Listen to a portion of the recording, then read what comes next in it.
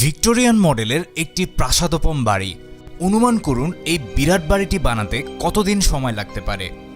3 বছর, 5 বছর কিংবা 10 বছর? শুনতে অবাক লাগলেও এই বাড়িটি বানাতে মোট সময় লেগেছিল 38 বছর। কিন্তু কেন এই বাড়িটিকে আমেরিকার অন্যতম ভয়ানক বাড়ি হিসেবে আখ্যায়িত করা হয় এবং এই বাড়ির পেছনের রহস্যই বা কী ছিল? ভয়ানক সুন্দর এই বাড়িটি ঘুরে দেখাতে দেখাতে সেই কাহিনী আজ আপনাদের জানাবো। ওয়েস্টার্ন উপন্যাস কিংবা চলচ্চিত্রে আমরা প্রায়ই উইনচেস্টার রাইফেল সম্পর্কে শুনে থাকি। আমেরিকান গৃহযুদ্ধ সহ 19 শতকের অনেক যুদ্ধে গুরুত্বপূর্ণ ভূমিকা পালন করেছিল এই আগ্নেয়াস্ত্র। এই আগ্নেয়াস্ত্রের জনক ছিলেন অলিভার উইনচেস্টার। পরবর্তীতে অলিভার উইনচেস্টারের ছেলে উইলিয়াম উইনচেস্টার পারিবারিকভাবে পরিণত হয়েছিলেন বিশাল ধনী অস্ত্র ব্যবসায়ীতে। এত অর্থ প্রাচুর্য সম্পদের পরও নিদারুণ দুর্দশা লেগেছিল উইনচেস্টার ফ্যামিলিতে। মাত্র 6 সপ্তাহ বয়সেই উইলিয়াম উইনচেস্টার ও সারা উইনচেস্টারের একমাত্র মেয়ে মৃত্যুবরণ করে। এর কয়েক বছর পরই যক্ষ্মায় আক্রান্ত হয়ে উইলিয়াম উইনচেস্টারও মৃত্যুবরণ করেছিলেন।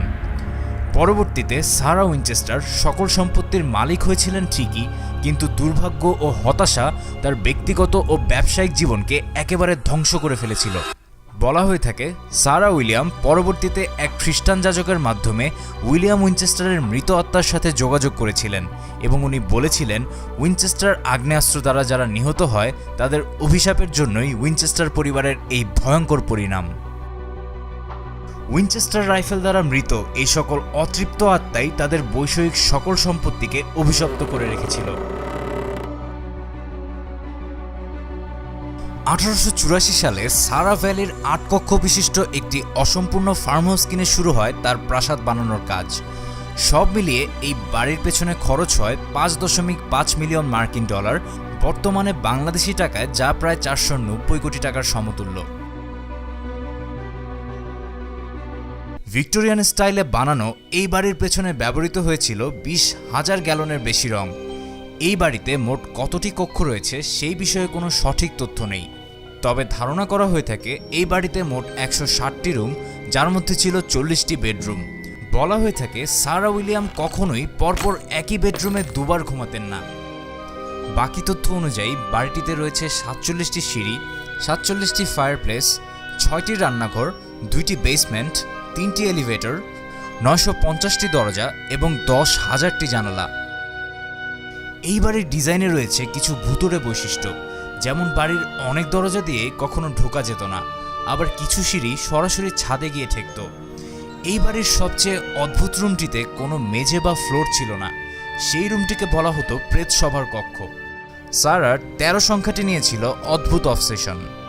তার মোট দলিল ছিল 13টি খণ্ডে বিভক্ত, যাতে সই ছিল মোট 13টি। পুরো বাড়িতে বাথরুম ছিল মোট 13টি। প্রাতিষ্ঠানিক কোনো শিক্ষা ছাড়াই সারা নিজেই এই বাড়িটির ডিজাইন করেছিলেন। শোনা যায় বাড়ির কোনো গোপন কক্ষে ঢুকে তিনি নীল নকশার কাজটি করতেন এবং কাজ সম্পন্ন হবার পর তিনি নকশাটি ছিঁড়ে ফেলতেন।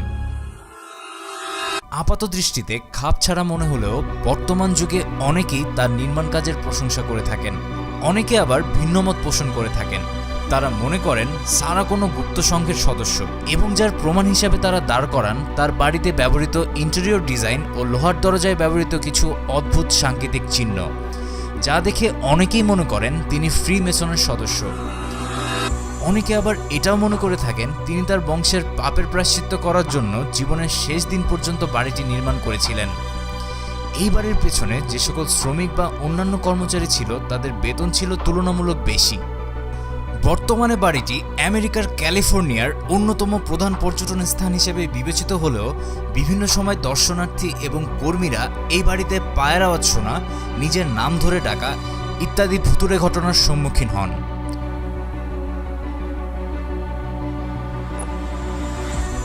Sarah, if that's you, could you make that noise again?